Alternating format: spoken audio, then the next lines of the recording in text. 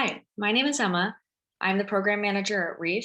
This is a quick video overview of temporary protected status, TPS, and deferred enforced departure, DED, for Venezuelans. Temporary protected status is a legal status that provides protection from deportation. It also allows TPS beneficiaries to apply for a work permit and travel authorization. TPS was designated for Venezuelans from March 9th, 2021 to September 9th, 2022. The designation could be extended longer, but it's not a guarantee. The application period for TPS is March 9th, 2021 to September 5th, 2021, so this coming fall. However, USCIS advises that you apply for TPS as soon as possible. In case there's an error in your application and USCIS has to send it back to you, they don't want you pushing it up against the filing deadline. Who's eligible for TPS? Anybody who has Venezuelan citizenship or someone who doesn't have citizenship to any country who last resided in Venezuela. And you have to have entered the United States before March 8th. And you have to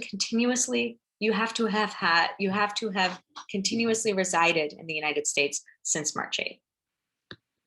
If you meet these criteria, you can apply for TPS by submitting Form I-821. This is the application for temporary protected status.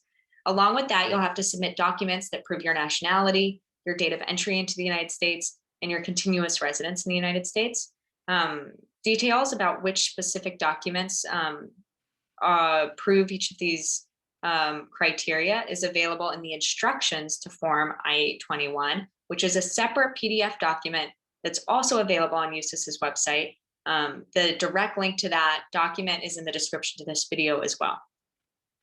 If you want to apply for your work permit at the same time that you submit your TPS application, you'll also submit Form I-765. This is the application for employment authorization. You'll need to submit supporting documents along with this as well. Again, the details of which documents you need are in the instructions to Form I-765, which is its own PDF document. The link to that is in the description to this video. You can apply for your work permit when you apply for TPS, but you don't have to. You could wait and apply for your work permit later. Additionally, if you have a pending asylum application and you already have a work permit through your asylum application, there's no need to apply for a new work permit based on TPS. And in fact, the asylum-based work permit is a 2-year work permit, whereas the TPS-based work permit is a 1-year one. So if you already have an asylum-based work permit, that could be more beneficial. When you submit each of these forms, you'll also have to submit filing fees. The filing fees range from $50 to $500, depending on your age and whether you're also submitting a work permit application. If you cannot pay these fees, you can also submit Form I-912, which is a request for a fee waiver. In order to qualify for a fee waiver, you have to meet one of 3 criteria, and it's better if you can prove more than one of them. First, that you earn less than 150% of the federal poverty guideline. This is a specific number depending on where you live, so you'll have to Google online what the number is for your area of residence. Second, you can prove that you are experiencing financial hardship. This could be that you lost your job during the pandemic and have been unable to find a new job, that you're experiencing medical expenses that were not foreseen, something of that nature. But you do have to back it up with documentation. The third way to qualify for a fee waiver request is if you are already receiving a government benefit that is based on your income level. You can show that you're receiving that benefit, and that's one of the ways you qualify for a fee waiver.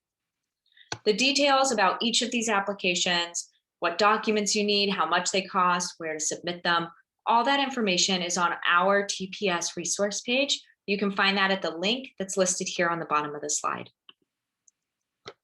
If you have a pending asylum application, whether it's you're waiting for your asylum interview or you've already been referred to immigration court, REEF recommends that you consult with an attorney before you apply for TPS, just so that you're aware of how TPS could affect your specific asylum application.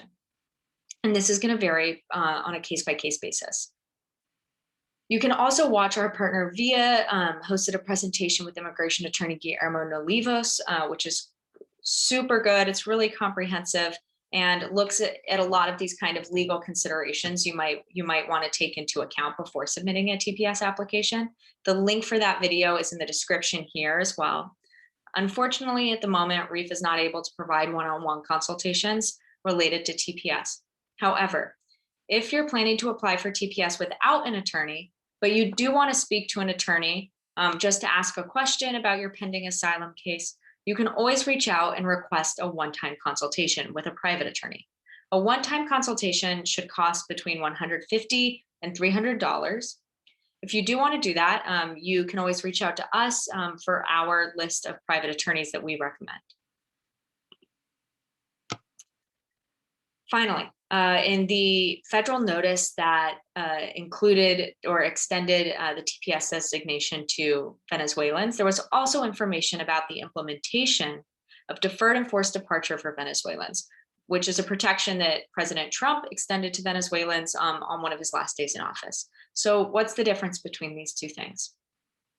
DED is a protection that automatically extends to Venezuelans who entered the United States before January 20th and have continuously resided here since then.